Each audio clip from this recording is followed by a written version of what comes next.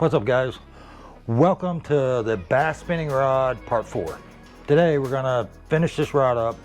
Gonna put the last coat of epoxy on the guide train over the labels, and then I'm gonna show you how to do epoxy ramps in lieu of winding checks to make your transitions from your grips to your blank and from your reel seat to your blank. I think they're nicer looking.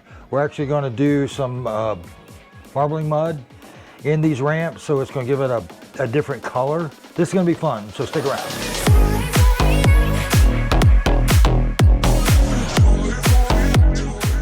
Okay, got my epoxy ready, got my syringes for measuring it precisely. Very important. I'm going to do 3 milliliters of each part, so we got a total of 6 milliliters. The bigger your batch, the more likely your ratio is to be accurate, and it's important that it is 1-to-1. So I'm going to take 3 milliliters,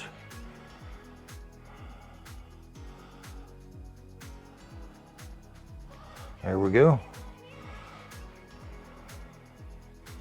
pull 3 milliliters of part B, cap back on it.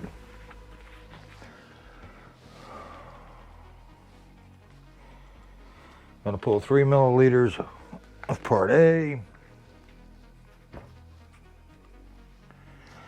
Now you notice I will tap, you'll see a bubble come up. There it goes. You don't want to pull that into your syringe. There's a couple more bubbles just coming up. Exactly 3 milliliters. Into the mixing cup. Now we got 3 minutes of mixing, and then we'll start putting this stuff on.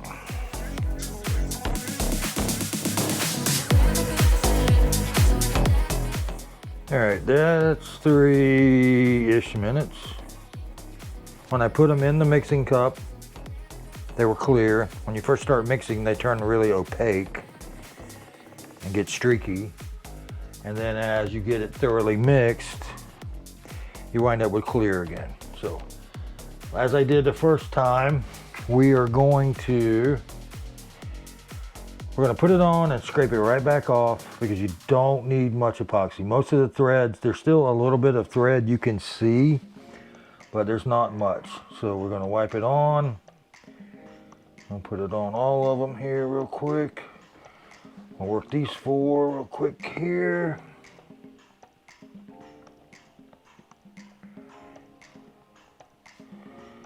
Pick up number 5.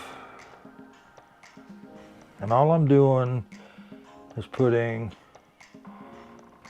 a thin coat of epoxy over the threads. Now I'm coming back here and I'm going to scrape this off. I don't want any excess on there that's not necessary. All it does is add weight and it looks like crap, if you ask me. I want these wraps to look as unobtrusive as possible. I don't want these big bulbs of epoxy just hanging around the wraps. I think that looks tacky. And it's unnecessary. All you really need to do is have the threads completely covered. It doesn't get any stronger with more epoxy on it. The strength is in your thread and your wrap. The epoxy is just to protect the thread in the wrap. Keep it from coming apart, keep it from getting, scraped and scratched and cut.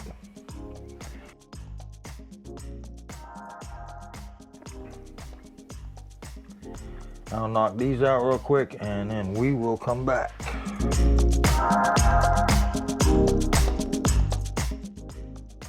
All right, down to the label. We're gonna start with the wrap on the hook keeper.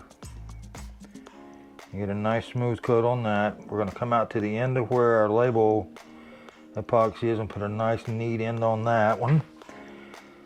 And then we're going to cover it up really quickly with a lot of epoxy.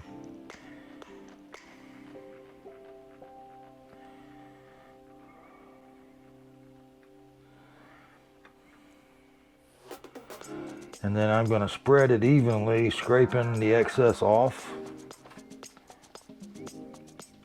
And I just fan my brush out about midway around the side and I'm dragging it off, and it's running off the bottom of the blank out of my brush and off. That's just all the excess that you don't need.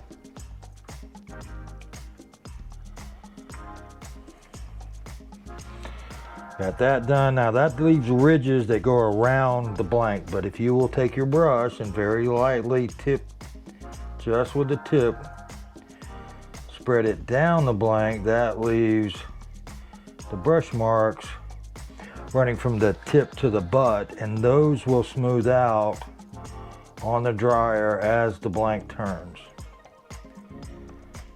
All right, we got that taken care of. Let's do this label same way. We're just going to put a bunch of epoxy on it, and then we're going to scrape it right back off.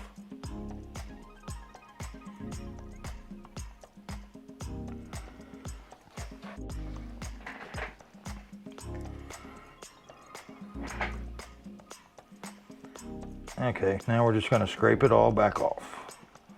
Same as before. Brush is flattened out on the side of the blank. Scraping it off, running out of my brush. All the excess is running out. And that's it.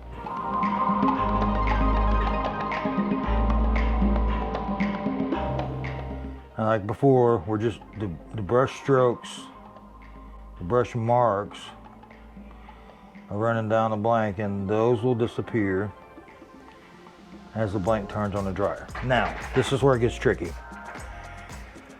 If you do it this way, I recommend that when you do these rod ramps, you make a separate batch of epoxy, but I've done this 1,000 times, so I'm gonna do it this way. I'm gonna keep it turning. I am gonna add a little bit of bling, which is just a black fine sparkle powder, a little metal flake to it. I'm using my X-Acto knife just to put just a touch in there. And then we're gonna add marbling mud. CRB, all it does is it colors the epoxy. This is a thicker color. This is gonna be charcoal gray.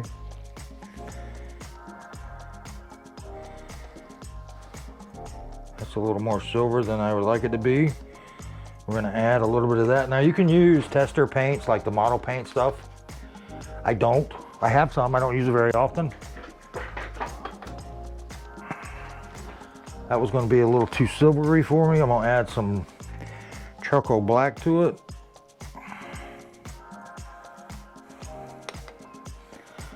We'll get our stirring stick.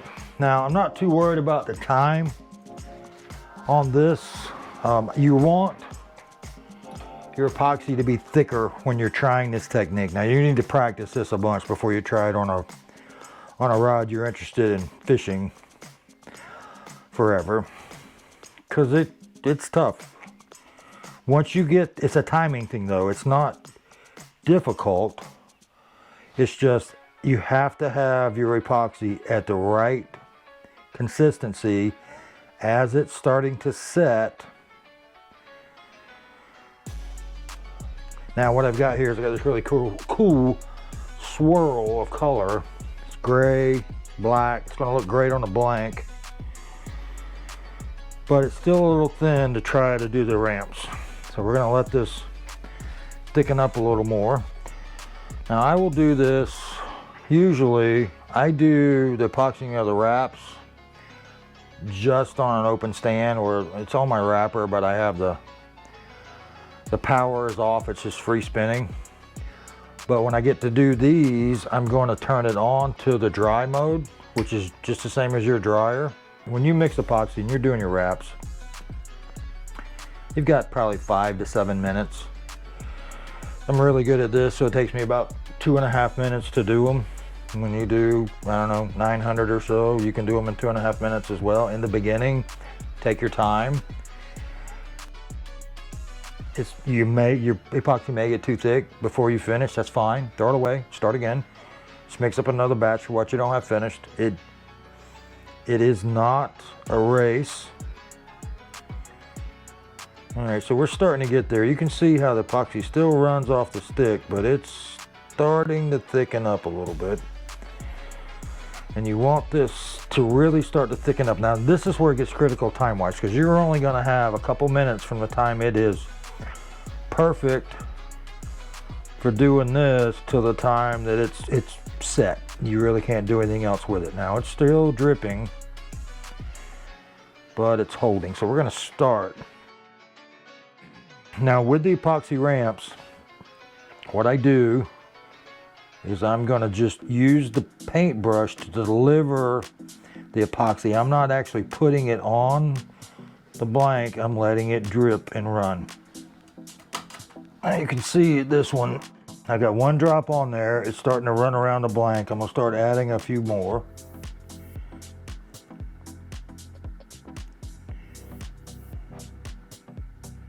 And I just keep adding to what I've already put down. And you just time it. Where you can pick it up, and now it's the epoxy starting to get a little thicker. Now that I'm getting some on there, I can manipulate it with my paintbrush and pull it around the blank. I've got it almost all the way around the blank now.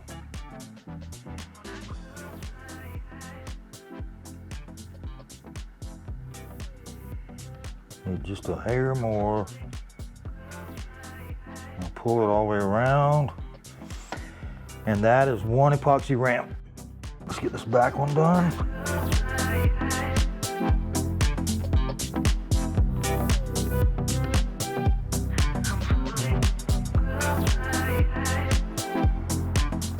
Same process, I'm just dripping it on the blank right next to the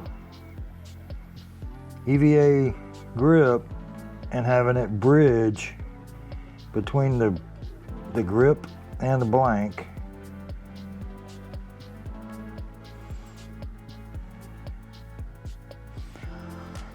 I almost got it all the way around the blank now. I'm gonna pick it up and I'm gonna drag it up one more time and we'll be there.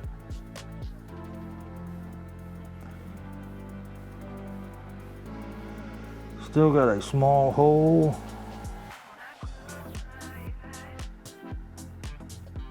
I'm dragging it all the way around the blank. You can see maybe where my brush is not touching the epoxy, but it's still pulling the epoxy there. Just let go. Now, it needs a little bit more. Like I say, guys, this is where you practice a bunch on an old, take one of your old broken rods and put it on your hand wrapper, or if you guys do invest in a power wrapper, put it on your power wrapper and play with it. Everybody's got a broken rod standing in a corner somewhere. All right, that's good for now. We're gonna put one right here to go in front of the reel seat. Starting to get thick on me. This one you gotta be a little more careful with because you don't really want to get it in the threads of your reel seat, although you can get it back off while it's still moving around a little bit with alcohol and a paper towel, but the less you have to fix later, the better off you're gonna be. All right, I'm starting to pull that around. All right, got just a little bit more to do here. You can see how the epoxy's starting to thicken.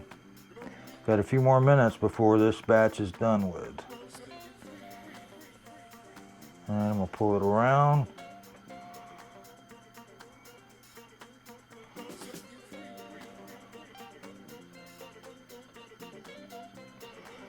One little pocket still, there it goes. I'm just manipulating it again. I'm letting my brush drag it around. I'm not actually touching the blank or the epoxy. There we go.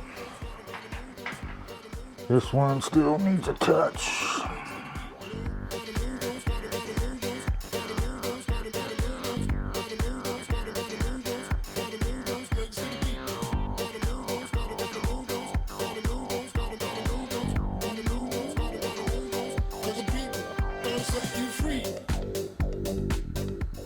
There we go. That is it. There you have it, guys. The bass spinning rod is done, complete. It'll turn for another 4 or 5 hours and then I'll pull it off and we'll get it to the winner. The next videos you'll see will be of the 5 identical light inshore salt spinning rods that I'm building for the Make-A-Wish Foundation charity fundraiser, which is coming up in a couple weeks. It's an inshore saltwater slam tournament. And then we'll be starting on the 8-foot extra heavy monster flipping stick. If this is the first video you've seen, guys, watch this 100 series and get your basics down pat. If you're all caught up, then watch this video next where we get started on the 5 identical rods. As always, guys, thanks for watching. I'll see you next time. And we're out.